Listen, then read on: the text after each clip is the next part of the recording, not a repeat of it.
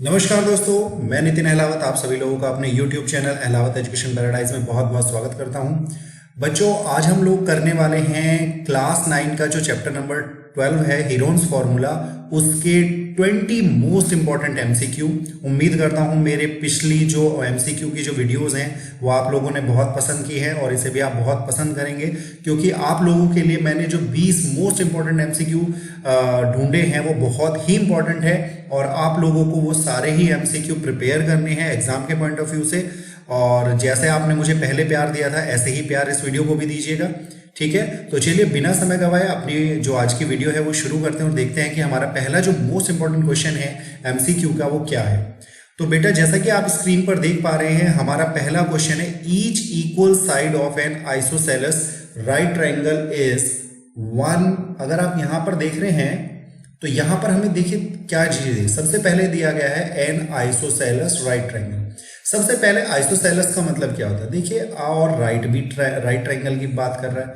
तो देखिए ये हमारा हो गया बेटा ट्रायंगल और ये राइट एंगल हो गया। और आइसोसेलेस का मतलब है इसकी दो साइड इक्वल है। तो आइसोसेलेस का मतलब टू साइड्स आर इक्वल, पहली कंडीशन, ठीक है ना। और राइट का मतलब हो गया कि उसका एक angle, one angle is 90 degree. तो ये कंडीशन है कि जब हम बात करते हैं आइसोसेलेस राइट ट्रायंगल की, यानी एक ऐसा ट्रायंगल जिसकी दो साइड इक्वल हैं और एक एंगल 90 डिग्री का है, और आइसोसेलेस की कंडीशन में जो दो इक्वल साइड है इन्हीं के बीच का एंगल राइट एंगल होगा, क्योंकि जो अपोजिट साइड होगी राइट एंगल के अपोजिट जो होगी वो हाइपोटेनियस होगी और हाइपोटेनियस सबसे बड़ी साइड होती है। तो उसने कहा है कि ये साइड भी x है और ये साइड भी x है, देन इट्स एरिया इज। अब आपसे पूछा गया है इसका एरिया। तो देखिए एरिया बहुत ही इजी है, आपको पता है कि एरिया ऑफ, अगर मैं ट्रायंगल की बात करूं, that is 1/2 base into height. तो बेटा बेस की अगर मैं बात करता हूं तो बेटा बेस का हमारे यहां पर बेस होगा x, दिस इज बेस, और जो हाइट होगी वो भी x, ठीक है। जो दो साइड मिलकर राइट एंगल बनाती हैं उनमें से एक हमारे लिए बेस का काम करती है और एक हाइट का काम करती है, ठीक है बेटा। तो अगर अब मैं इसको चेक करता हूं तो यानी इसको सॉल्व कर लेता हूं तो x²/2, और क्योंकि उसने वो सेंटीमीटर में हमको दे रखी है, मैंने यहां पर नहीं मेंशन किया, मैं कर देता हूं, तो हमारा एरिया आ जाएगा x²/2 सेंटीमीटर स्क्वायर। तो हमारा C जो है वो इसका आंसर है और उम्मीद करता हूं क्वेश्चन आसानी से आपको समझ में आ गया होगा। चलिए देखते हैं हमारा नेक्स्ट क्वेश्चन क्या है। तो बेटा नेक्स्ट क्वेश्चन में बताया गया था length of the sides of the triangle. हमारे पास एक ट्रायंगल है और उसकी तीन साइड्स की जो लेंथ है वो ये है। एरिया ऑफ ट्रायंगल हमें बताना है। आप सिंपल इसको ऐसे कह सकते हैं, मैंने ये एक रफ फिगर इसके लिए ड्रॉ कर लिया है। ये साइड मेरे लिए 5x है, ये साइड भी मेरे लिए 5x है और ये साइड भी मेरे लिए 8x है। तो देखिए यहां पर अगर मैं हीरोन्स फॉर्मूला यूज करता हूं, यानी a मेरे लिए हो गया 5x, b मेरे लिए हो गया 5x और जो c होगा दैट विल बी 8x। सबसे पहले हम s निकालेंगे and what is s? s is semi perimeter, ठीक है बेटा, that is a plus b plus c by 2। तो ये हो जाएगा आपका 5x plus 5x and plus 8x and by 2। अगर मैं इनको प्लस करता हूं बेटा ये हो जाएगा 18x बाय 2, 2 9 18, यानी 9x हमारा क्या आ चुका है बेटा? s आ चुका है। अब हम एरिया ऑफ ट्रायंगल की बात करते हैं। What is area of triangle? तो बेटा एरिया ऑफ ट्रायंगल में हीरोन्स का जो फॉर्मूला है वो ये कहता है s minus a, s minus b and s minus c। तो अब आप इसको अगर करते हैं तो ये आता है बेटा मेरा 9x minus 5x, again 9x minus 5x and 9x minus 8x, ठीक है बेटा जी। तो अब हम इसको सॉल्व कर लेते हैं। तो ये आता है 9x इंटू 4x और इंटू x। तो देखिए 4x बाहर कॉमन आ रहा है और x, यानी अगर मैं बाहर देखता हूं और 9 का स्क्वायर रूट 3, तो मेरा आ रहा है 3x इंटू 4x। तो टोटल आ जाएगा 12x स्क्वायर यूनिट्स। तो ये हमारा एरिया आ गया। आई होप आप लोगों को समझ में आएगा। और ये हमारा डी ऑप्शन है। तो क्वेश्चन आसानी से हमारा सॉल्व हो चुका है, कोई दिक्कत नहीं आई है, ठीक है। उम्मीद करता हूं क्वेश्चन आपको आसानी से समझ में आ गया होगा। चलिए बेटा फिर नेक्स्ट क्वेश्चन में देखते हैं कि हमारा नेक्स्ट क्वेश्चन क्या है। तो बेटा नेक्स्ट क्वेश्चन में कहा गया है each equal side of an iso. देखिए दोबारा से आइसोसेलेस ट्रायंगल है और इसकी प्रत्येक साइड 5 सेंटीमीटर की और थर्ड साइड 8 की है। द एरिया ऑफ ट्रायंगल हमें बताना है। तो हम इसको कैसे करेंगे, सिंपल जैसा हमारा पिछला क्वेश्चन हुआ बिल्कुल उसी की तरह करेंगे। तो यानी हमारे पास ए कितना है बेटा 5 सेंटीमीटर और बी कितना है हमारे पास अगेन 5 सेंटीमीटर, क्योंकि आइसोसेलेस में दो साइड जो होती है बेटा वो इक्वल होती है। और सी है हमारा 8 सेंटीमीटर। तो हमारा एस क्या आएगा, सेम पिछले वाले क्वेश्चन की तरह ये आपको दिखाई दे रहा होगा, लेकिन वहां पर एक्स था यहाँ पर एक्स नहीं है, इसीलिए मैंने इसको रखा है, ठीक है ना, ताकि आप लोगों को ऐसी कोई कंफ्यूजन ना हो, ठीक है ना। वहां पर एक्स की वजह से बच्चा थोड़ा बहुत कंफ्यूज हो जाता है, तो मैं प्रयास यही करता हूं कि वो सभी क्वेश्चन रखूं जिससे आपके मन में कोई कंफ्यूजन ना आए। अब नाउ एरिया ऑफ, अगर मैं ट्रायंगल की बात करता हूं तो एरिया ऑफ ट्रायंगल मेरा हो जाएगा, फॉर्मूला लगाएंगे एस माइनस ए बेटा, एस माइनस बी और एस माइनस सी। तो यहां पर मेरा आ जाएगा 9 and 9 minus 5, again 9 minus 5 and 9 minus 8 and that is centimetre square. तो ये हमारा आ जाएगा बेटा 9 इंटू 4 इंटू 4 और इंटू 1। तो अब आपको पता है इसका क्या आएगा, 4 9 का 3 यानी 12 सेंटीमीटर स्क्वायर, क्योंकि पहले में हमारा 12x स्क्वायर यूनिट आया था, ठीक है। तो ये सी इसका ऑप्शन है। आई होप क्वेश्चन आसानी से क्लियर हो गया होगा, पिछले बार से बिल्कुल मैच कर रहा था। एक्स केवल उसमें एक्स्ट्रा था, यहाँ पर एक्स नहीं है, तो मैंने दोनों टाइप की जो वेराइटी है वो आपके लिए रखी है। चलिए नेक्स्ट क्वेश्चन देखते हैं बेटा। ये कह रहा है each side of an equilateral triangle. Equilateral triangle क्या होता है बेटा, एक ऐसा ट्रायंगल जिसकी तीनों साइड इक्वल हो, all the sides are equal, सबसे पहली कंडीशन। और इसके सारे के सारे जो एंगल होते हैं, all the angles of 60 degree each, ठीक है ना। इसके जितने भी एंगल होते हैं वो 60 डिग्री के होते हैं, ठीक है बेटा। अब इसने हमसे पूछा है एरिया। अब अगर मैं एरिया की बात करूं बेटा, area of equilateral triangle that is बेटा √3/4 और a स्क्वायर। यहां पर ये जो a है दैट इज बेटा साइड, ये आपकी ट्रायंगल की साइड होती है।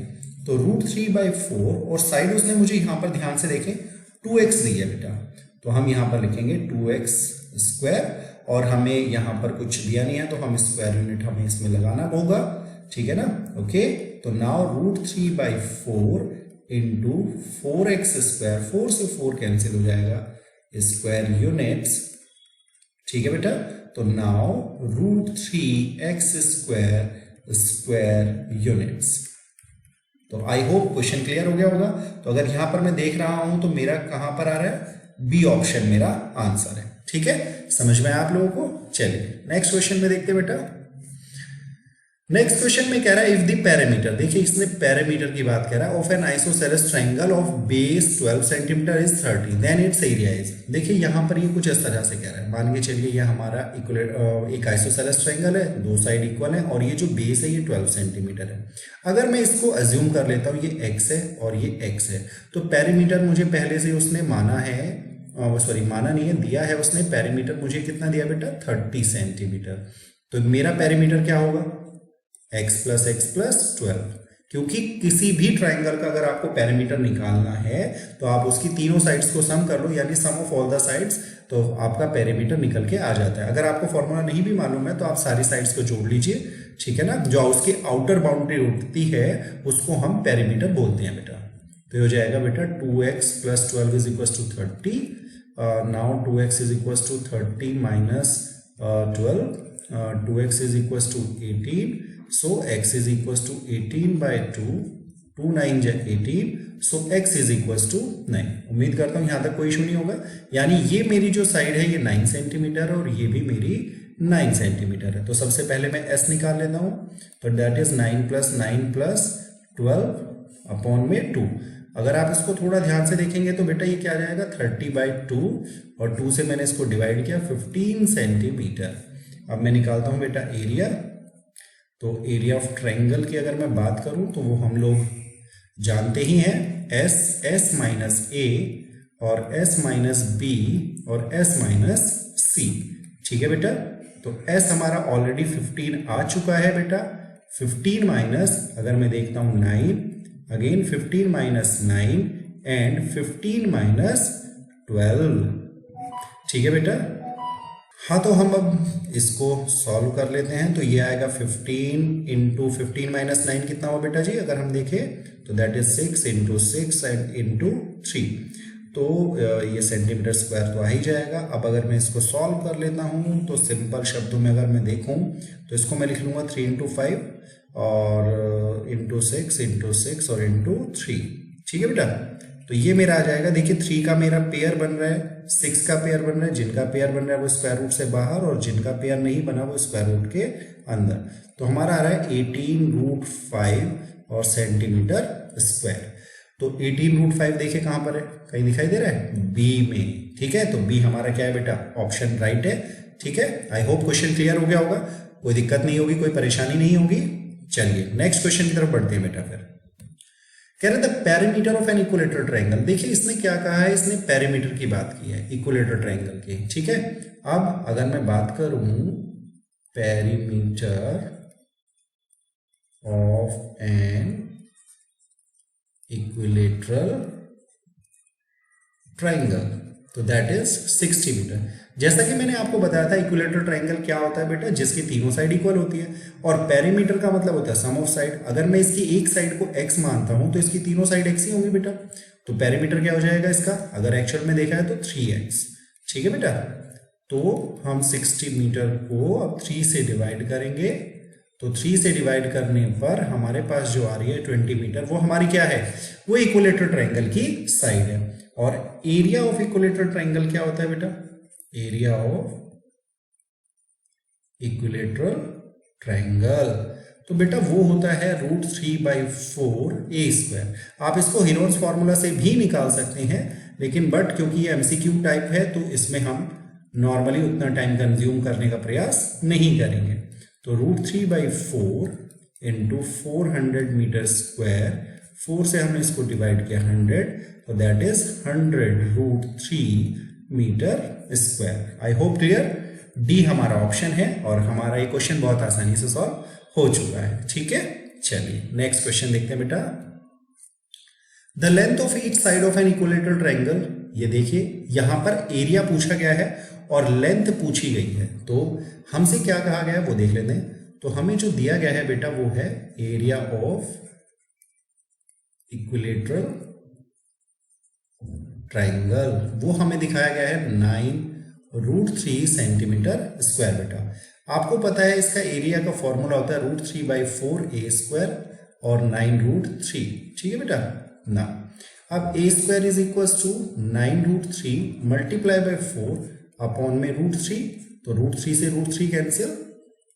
ठीक है बेटा, तो a² is equal to 36 centimetre square. Now a is square root के अंदर 36 centimetre square, so a is equal to 6 centimetre. यानी वो जो इक्विलेटरल ट्रायंगल है जिसका एरिया 9√3 सेंटीमीटर स्क्वायर है, उसकी जो साइड है वो 6 सेंटीमीटर है, जो कि हमारा डी ऑप्शन है। ठीक है, क्लियर है बेटा। चलिए नेक्स्ट क्वेश्चन की तरफ बढ़ते हैं बेटा। The base of a right triangle is 8 and the hypotenuse is 10, then the area. देखिए सिंपल, अगर हम इसको एक फिगर में बना लेता हूं, फिगर बहुत अच्छी नहीं बनती है बेटा मुझसे, तो डोंट बी पैनिक, मेरी थोड़ी सी ड्राइंग अच्छी नहीं है। ठीक है, ये 90 डिग्री का है, तो उसने हमसे बेस बताया, यानी ये 8 सेंटीमीटर और ये हाइपोटेनियस 10 सेंटीमीटर है।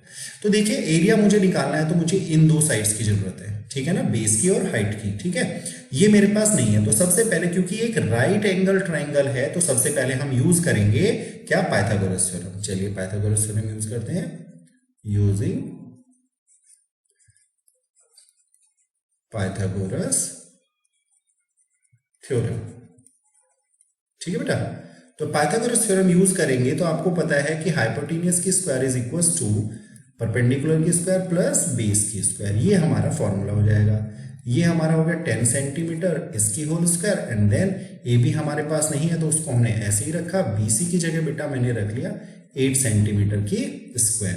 तो ये मेरा आ गया 100 सेंटीमीटर स्क्वायर बेटा, that is A B square and plus 64 centimetre square. Now 100 centimetre square minus 64 centimetre square is equals to A B square बेटा। ठीक है, अब यहाँ पर ये बचता है 36 centimetre square and that is A B square.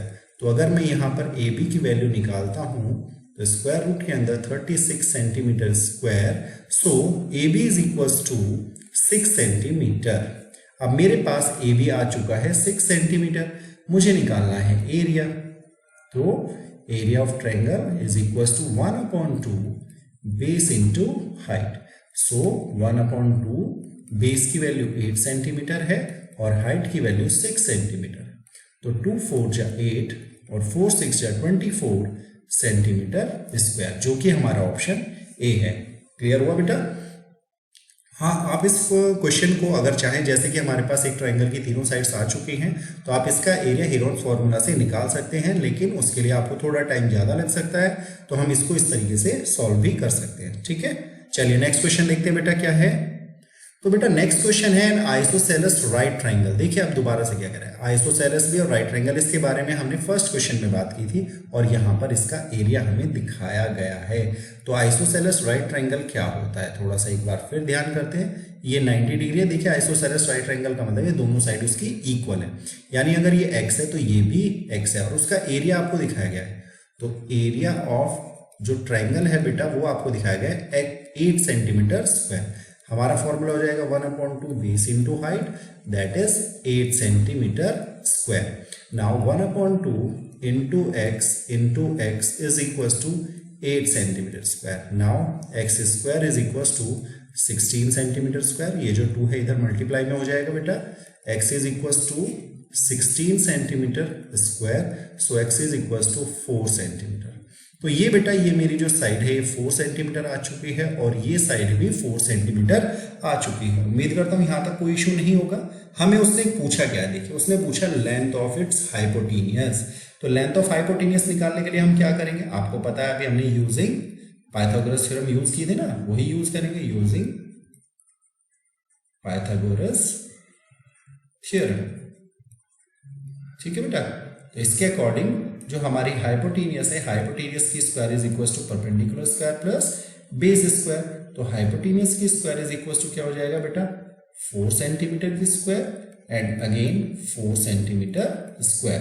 मैं इसको डायरेक्ट भी निकाल सकता था, लेकिन आप हो सकता है कि उसमें थोड़ा सा आपको लगे कि ये कैसे आया, तो उसके लिए मैं आपको पूरा प्रॉपर ही करके दे रहा हूँ।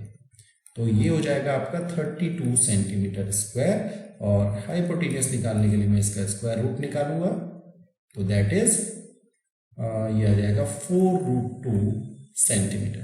तो देखिए 4√2 या √32 देखिए यहाँ पर ये आ चुका है।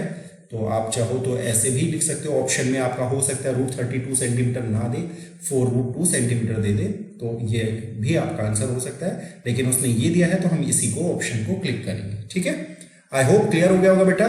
चलिए नेक्स्ट क्वेश्चन की तरफ बढ़ते हैं बेटा, देखते हैं 10th क्वेश्चन क्या है। कह रहा है if the altitude of an equilateral triangle is √12 centimetre. देखिए ध्यान से पढ़ना है, इसने कहा altitude of an equilateral triangle is this, then its area. आपको एरिया बताना है बेटा।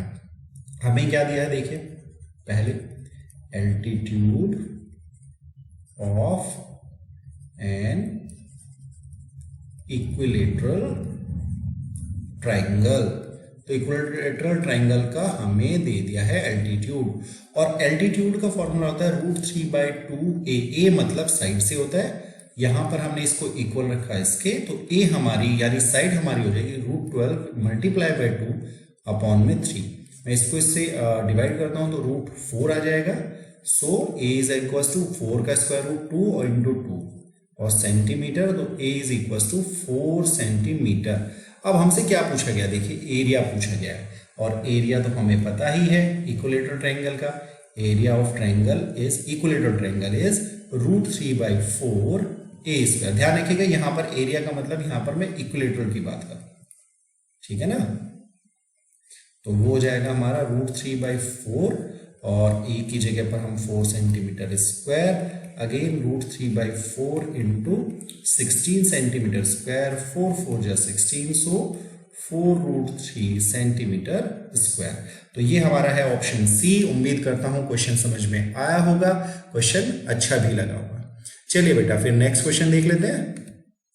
कह रहे the percentage increase in the area of A triangle if each side is double. देखिए क्या कहना चाह रहे हैं कि अगर एक जो ट्रायंगल है उसका एरिया मतलब कितने परसेंटेज इंक्रीज हो जाएगा अगर उसकी हम साइड को डबल कर दें। देखिए अगर ध्यान से देखें, अगर मैं नॉर्मल कंडीशन में लेके चलूं, हम लेट ले लेते हैं कि भाई उसका जो बेस है, लेट बेस मान लेते हैं हम, उसका x है और जो उसकी हाइट है ट्राइंगल की एल्टीट्यूड जिसे आप बोलते हैं वो y है।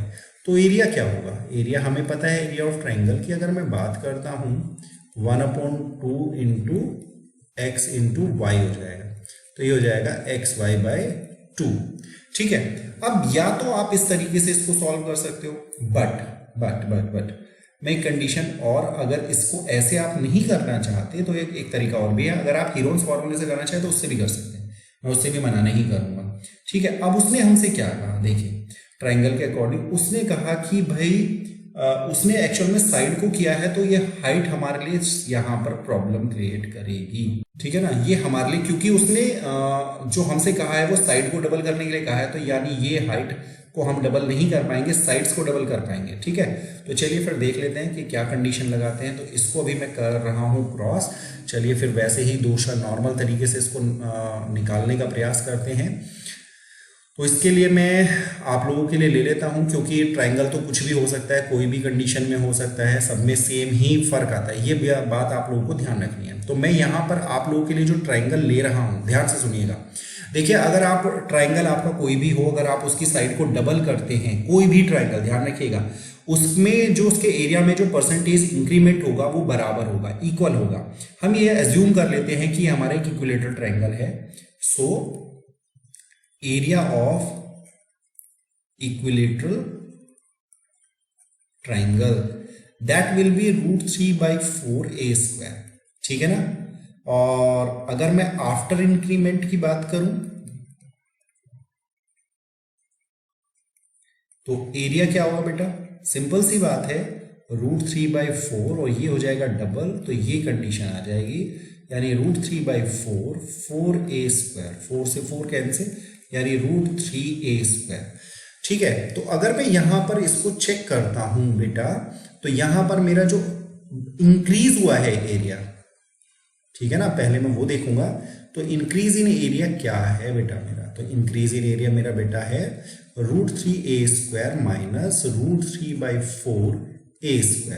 सो यहां पर मैंने 4 लिखा, तो ये 4√3a² माइनस √3a²।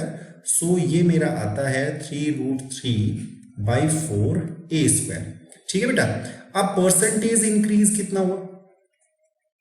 ठीक है बेटा, परसेंटेज इंक्रीज क्या हुआ, देखिए जो बढ़ा है उसको हम ऊपर लिखते हैं, जितने, अब जो एक्चुअल मेरा एरिया था वो ये था, उसको मैं नीचे लिखूंगा, ये आप हमेशा ध्यान रखें। और क्योंकि परसेंटेज निकालना है तो मल्टीप्लाई बाय 100, तो देखिए इससे कैंसिल और ये इससे कैंसिल, तो 3 × 100, यानी मेरा जो एरिया है वो 300% क्या हो चुका है बेटा, इंक्रीज। क्योंकि इसने मुझे कोई कंडीशन नहीं दी है कि कोई ट्राइंगल मेरा कौन सा है, और आपको ये कंडीशन तो हमेशा के लिए ध्यान रखें। अगर आपको केवल उसने खाली ये कहा है कि जो ट्राइंगल है, ठीक है ना, वो कोई सा भी हो सकता है, तो आप किसी को भी अज्यूम करके चलिए, आपका इंक्रीमेंट 300% ही आएगा। ठीक है ना, ओके। ये स्टार्टिंग में मैंने हाइट ले ली थी, बट ये हाइट एक्चुअल में क्या है, ट्राइंगल की साइड नहीं है, वो ट्राइंगल जो वर्टेक्स है और एक साइड है उसके बीच का गैप हो गया, तो वो उसको डबल नहीं कर सकते थे हम, उसने साइड को डबल करने की बात कही है, तो इसलिए मैंने जो पहला जो सेक्शन था वो हटा दिया है। तो आपको इसका आंसर पता चल चुका है, उम्मीद करता हूँ क्वेश्चन समझ में आया होगा बेटा। चलिए नेक्स्ट क्वेश्चन देखते हैं बेटा। कह रहा था साइड्स ऑफ अ ट्राइंगल, हमें सिंपल साइड्स दिखा दी गई हैं। The length of the perpendicular from the opposite vertex to the longest side, यानी अगर मैं इस ट्राइंगल को समथिंग कुछ इस तरीके से आप मान के चलिए, ये आपकी 5 सेंटीमीटर हो गई, ये आपकी 12 सेंटीमीटर हो गई और ये 13 सेंटीमीटर हो, तो उसने कहा यहां से आपने इस पर एक परपेंडिकुलर ड्रॉ करी, तो वो आपको निकालना है। ठीक है, चलिए देखते हैं क्या आ सकता है। सबसे पहले बेटा हम एस निकालते हैं, क्योंकि हमें इसका एरिया निकालना पड़ेगा। ठीक है बेटा, चलिए तो हम इसको करते हैं, तो ये 25 + 5 30/2, सो दैट इज 15 सेंटीमीटर। अब निकाल लेते हैं हम क्या बेटा, area of triangle. So area of triangle हमारा क्या होगा बेटा, S, S minus A, S minus B and S minus C, and S is semi parameter.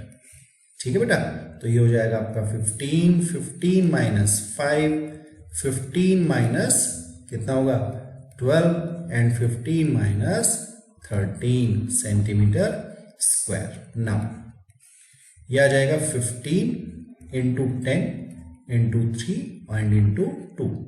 इसके फैक्टर कर लेते हैं बेटा, तो ये आ जाएगा 3 इंटू 5, ये आ जाएगा आपका 10 को लिख लेंगे 2 इंटू 5 और 3 इंटू 2। तो 2 के हमारे पेयर बन रहे हैं, 5 के भी पेयर और 3 के भी पेयर बन रहे हैं। तो हमारा एरिया क्या आ रहा है? So area 2 into 3 into 5 centimetre square. तो ये आ गया मेरा 30 सेंटीमीटर स्क्वायर, 30 है बेटा। ठीक है बेटा, और हमारे पास एक कंडीशन और होती है एरिया निकालने की, 1/2 बेस इंटू हाइट, और हमने इसको इक्वल रख लिया 30 सेंटीमीटर स्क्वायर। और क्योंकि मेरा जो बेस है अब वो 13 होगा और हाइट मुझे मालूम करनी है, तो मैं हाइट को हाइट ही रख रहा हूँ। तो h जो मेरा निकल के आएगा दैट इज 30 इंटू 2 अपॉन में 13। तो so h is equal to 60 upon 13 और ये आ जाएगा सेंटीमीटर। तो मेरी हाइट क्या होगी 60 अपॉन 13, ठीक है ना, सेंटीमीटर। उम्मीद करता हूँ क्वेश्चन समझ में आया होगा बेटा, बहुत ही आसान सा क्वेश्चन था। चलिए नेक्स्ट क्वेश्चन देखते हैं। The sides of the triangle are in the ratio, हमें ट्राइंगल की साइड्स का रेशो दिया गया है, पैरामीटर दिखाया गया है, हमसे एरिया पूछा है। तो सबसे पहले हम कर लेते हैं क्या, लेट कर लेते हैं, let the sides be 3x 4x and 5x। अब हमें पेरीमीटर दिखाया गया है बेटा, perimeter of triangle that is 84 centimetre. तो हम इसके लिए क्या कर सकते हैं, 3x plus 4x plus 5x is equal to 84 centimetre. तो ये जाएगा बेटा 3 4 7 प्लस 5 यानी 12x that is 84 centimetre. So x is equal to 84 by 12 that is 7। So x is equal to 7 centimetre. तो यानी मेरी साइड्स क्या आ गई, यानी मेरी जो a साइड होगी वो 3 इंटू 7 यानी 21 सेंटीमीटर, और B मेरी साइड क्या हो जाएगी यानी 4 इंटू 7 यानी 28, और C मेरी हो जाएगी 5 इंटू 7 दैट इज 35 सेंटीमीटर। सबसे पहले मुझे निकालना है S, तो S मेरा हो जाएगा क्या, पैरामीटर का हाफ, तो that is 84/2 that is 42 centimetre. अब हमें निकालना है area. So area of triangle का फॉर्मूला हमें पता ही है पहले से ही, वो हो जाएगा 42 माइनस 21 अगेन 42 माइनस 28 फिर 42 माइनस 35। अब इसको जब बेटा हम सॉल्व करेंगे तो ये हमारा आएगा स्क्वायर रूट के अंदर 42 इंटू 21 इंटू 14 एंड इंटू 7। चलिए इसको हम फैक्टराइज कर लेते हैं थोड़ा सा। तो 2 इंटू 3 इंटू 7 और ये आ जाएगा आपका 3 इंटू 7 और 2 इंटू 7 एंड इंटू 7, और ऑब्वियसली बात है सेंटीमीटर स्क्वायर तो है ही। देखिए यहाँ पर मैंने इसको अच्छा अंदर लिखा हुआ है, इसको यहाँ लिखते हैं सेंटीमीटर स्क्वायर। चलिए नाउ 2 का पेयर बन चुका है, 3 का पेयर भी बन चुका है और 7 के मेरे 2 पेयर बन रहे हैं, तो 7 इंटू 7 तो आ जाएगा लगभग अगर मैं देखता हूँ तो 2 3 जा 6 और 6 7 जा 42 और 7 2 जा 14 7 4 जा 28 एंड 1 294 समथिंग आ रहा है शायद, मैं दोबारा देख लेता हूँ एक बार। 42 इंटू 7 और हाँ 294 आ रहा है, डन। ठीक है ना, 2 3 जा 6 और 6 7 जा 42 एंड 42 इंटू 7 तो 294 सेंटीमीटर स्क्वायर। लेकिन यहाँ पर कुछ नहीं दिखाई दे रहा है, तो एक्चुअल में ये शायद गलत मिसप्रिंट है, 294 होगा बेटा, 274 नहीं होगा, 294 होगा। ठीक है, बाकी मुझे तो ओके ही लग रहा है। ठीक है,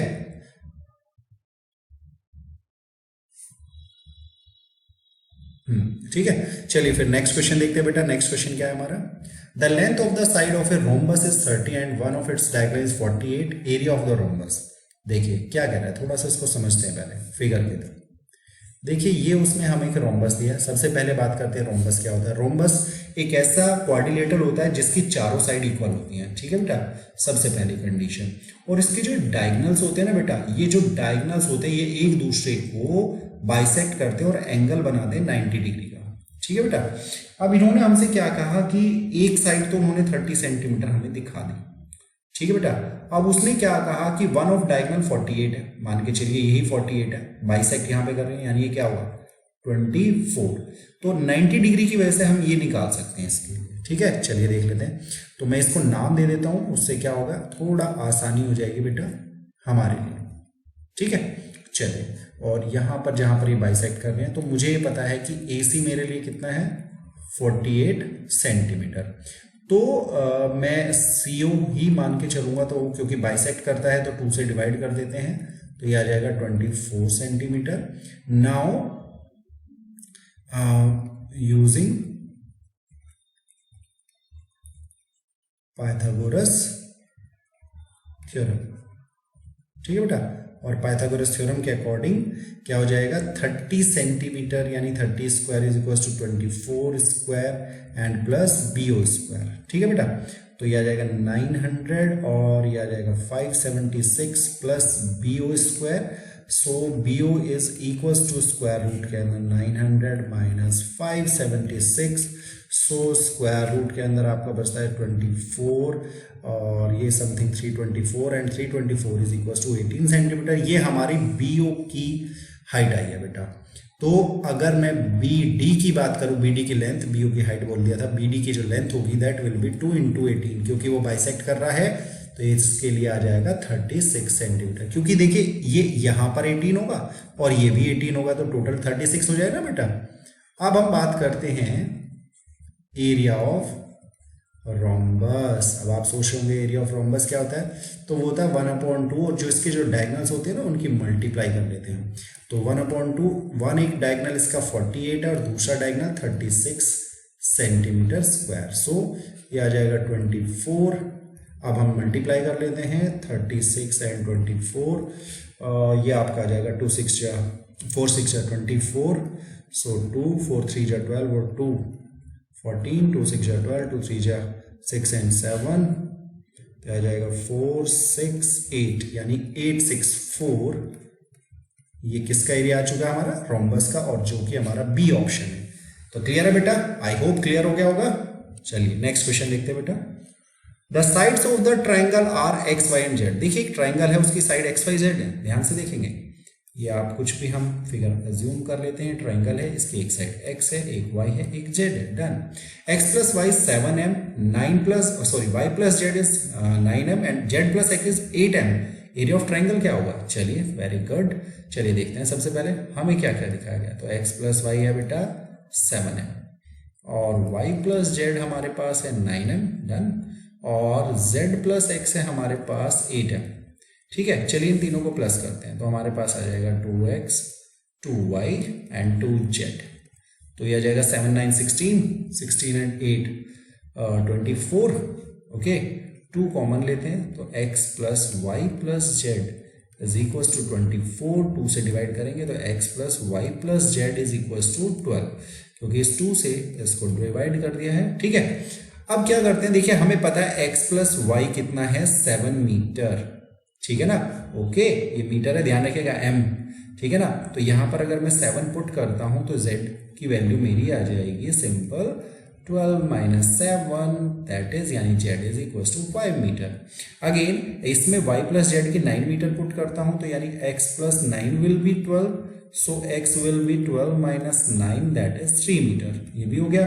एंड देन Z + X अगर मैं इसमें पुट करता हूँ, इसमें ध्यान रखिएगा यहाँ पर इस कंडीशन में पुट कर रहा हूँ बेटा, तो Z + X की वैल्यू पुट करता हूँ तो Y + 8 हो जाएगा 12, so Y is equal to 12 - 8 and Y is equal to क्या हो जाएगा 4। अब आपके पास X Y Z यानी एक ट्राइंगल की तीनों साइड आ चुकी हैं।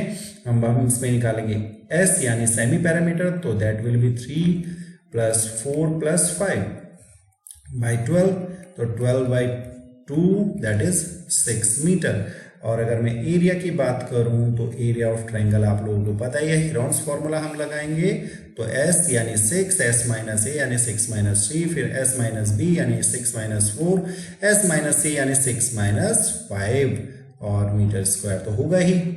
इसको मैं इधर कर देता हूं, थोड़ा स्पेस की कमी है उधर। तो ये हमारा आ जाएगा बेटा 6 into 3 into 2 into 1 metre square. तो ये आपका बन जाएगा 6 इंटू 6 और मीटर स्क्वायर में बाहर लिख लेता हूं, तो ये आ जाएगा 6 मीटर स्क्वायर। तो आ गया एरिया, और ये हमारा ऑप्शन है सी। उम्मीद करता हूं क्वेश्चन समझ में आएगा, आसानी क्वेश्चन है, ज्यादा टफ नहीं है, बट हाँ एक वैरायटी वाइज क्वेश्चन बहुत अच्छा है। ठीक है बेटा, चलिए नेक्स्ट क्वेश्चन की तरफ बढ़ते हैं बेटा। क्वेश्चन में कहा गया if each side of an equilateral triangle is halved. अब देखिए पहले वाला जो क्वेश्चन हमने किया था उसमें कहा गया था डबल करने के लिए, अब ये कह रहा है हाफ करने के लिए। अब कह रहा है then the ratio of the area of new triangle to the area of the original triangle. तो देखिए सबसे पहले हम उसका कंडीशन तो देखनी पड़ेगी ना, उसने रेशियो पूछा है। तो मैं अगर एरिया ऑफ